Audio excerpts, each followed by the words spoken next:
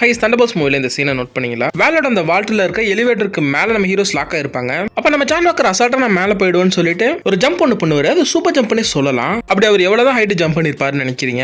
உங்களோட guess and கருத்து கமெண்ட்ல சொல்லுங்க. ஆக்சுவலி அவர் எலிவேட்டர்ல ஜம்ப் பண்ணி ஃபால் ஆகுறது மொத்தமே 7 செகண்ட்ஸ். இதுல கின்மேட்டிக்ஸ் ஃபார்முலாவை யூஸ் பண்ணி ஏல தான் நான் போட்டு எடுத்தேன் இதுக்கான ஆன்சரை. நம்மளோட மேக்ஸ்ல புள்ளிலாம் கிடையாது, ரொம்ப ஆவரேஜான ஒரு ஸ்டூடெண்ட் தான் இருந்திருக்கும். ஆக்சுவலி இதுல நம்மளுக்கு கிடைச்சிருக்க ஆன்சர் படி ஜான் வாக்கர் டோட்டலா ஜம்ப் ஆகி ஃபால் ஆகுறது 7 செகண்ட்ஸ் மொத்தமா 3.5 செகண்ட்ஸ்ல ஹைட்டோட பீக் ரீச் பண்ணிருப்பாரு. பேலன்ஸ் 3.5 செகண்ட்ஸ்ல அவர் கீழே விழுந்திருப்பாரு. டோட்டலோட ஜம்ப் பண்ணது 60 மீட்டர்ஸ் தவிர்க்கு தான் ஆன்சர் கிடைச்சிருக்கு. ஃபீட்ல சொல்லலாம் 196, ஆல்மோஸ்ட் 200 ஃபீட் சொல்லலாம்.